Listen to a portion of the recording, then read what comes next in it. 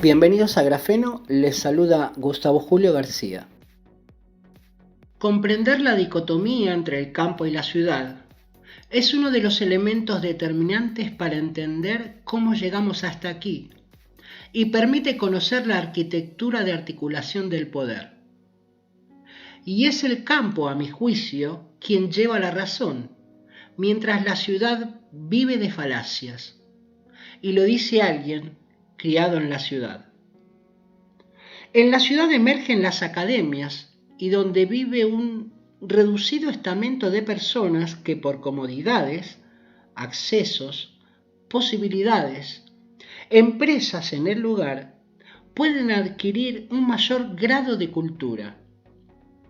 Este es el juicio o prejuicio instalado en todas las burguesías capitalinas, quienes siempre han aspirado a obtener idénticos beneficios de la capital central del poder, ya que ella representa la cumbre del éxito y de la cultura. Ataquemos la primer falacia. No es cierto que los privilegios mencionados sean constitutivos sine qua non de una clase mejor y más culta. Es cierto que los centros de negocios en las ciudades nodales crean riqueza material, poseen los mejores empleos y mejor remunerados, y de mayor jerarquía. Londres, Washington, Roma, Buenos Aires, San Pablo, La Paz son los más importantes centros de poder para sus territorios. Pero no es menos cierto que en torno a todas ellas hay una inmensa y masificada periferia que se alza como el más concentrado cordón de miserias, constituido mayormente por personas que han llegado allí del campo. Campo al que han abandonado los núcleos del poder político. Esta nueva burguesía, business class, intelectualoides de factorías artificiales, vive con otros valores, los de la desvinculación y bajo el nihilismo de los deseos, desterritorializados, escindidas del pueblo y sus valores eternos. Una oligarquía medular vive en un régimen de absoluto disfrute.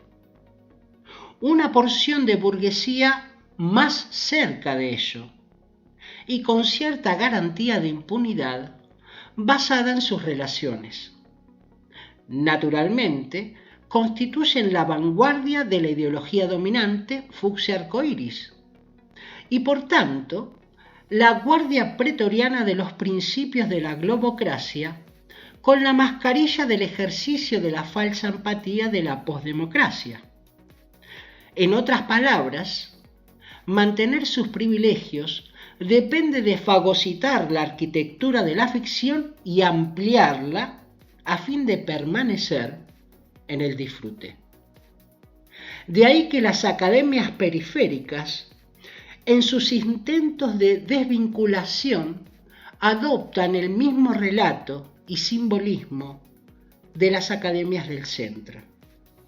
Las consideran superiores sin reconocer que su complejo de inferioridad es la adaptación resiliente para ingresar y ascender en las putrefactas redes que detentan el poder central y perpetúan la miseria.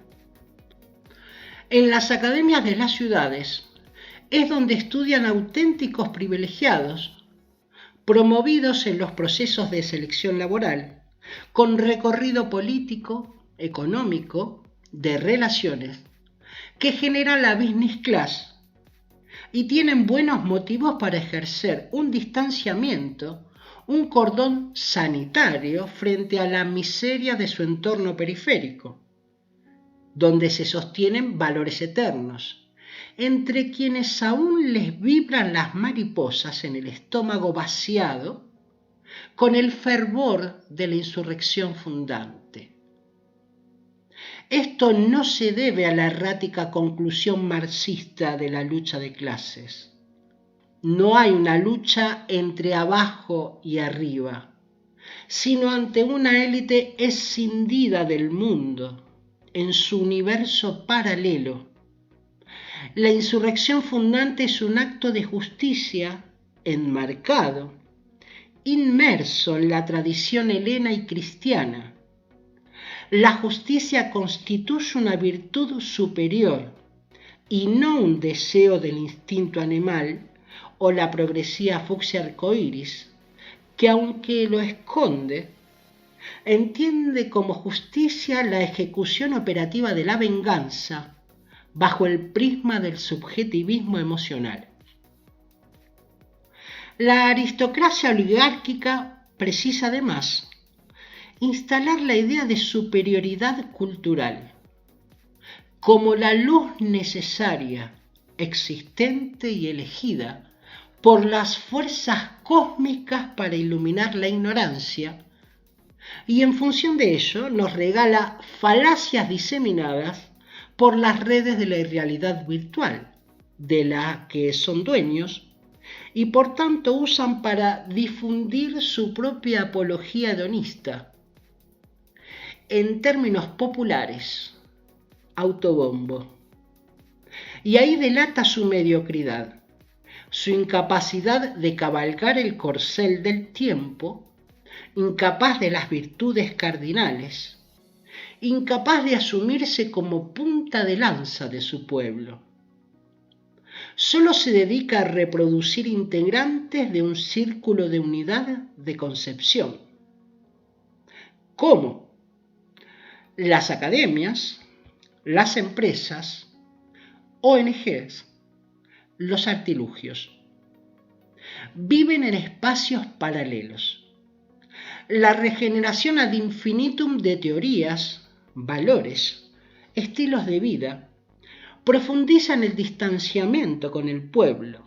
Es el intento de asumir una identidad mecánica de pertenencia construida en sus academias, compradas en sus propios mercados, para diferenciarse culturalmente de aquellos a quienes consideran de una cultura inferior. Pero toda esta adquisición de cultura venía antaño del contenido de los libros. Hoy son PDFs y cruzamiento de datos. Si alguien le plantea al secretario general de la ONU por Neuquén, al economista del Fondo Monetario Internacional por Santa Fe, al veterinario egresado de la UBA, sede en Núñez, por Chubut, al profesor de la academia que da clase de sociologías por Corrientes, todos habitantes en las ciudades nodales, sobre los problemas reales a pie de campo en los pequeños poblados o territorios del interior y o ciudades intermedias, ni siquiera saben que existen, menos sus necesidades.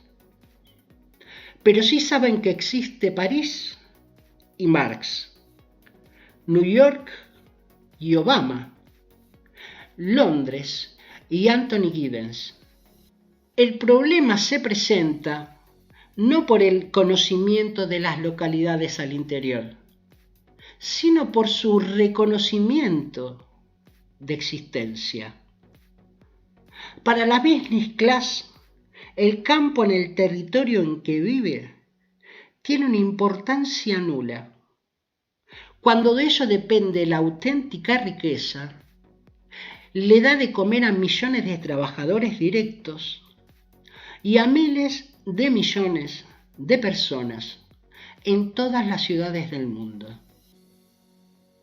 La business class es producto de una afinidad ideológica demostrable por la unidad de concepción del mundo, producto de la hegemonía que detentan la concentración de los recursos y la doctrina de sus academias, junto a la experiencia de su mundo relacional en el espacio paralelo en que se mueve, con poder.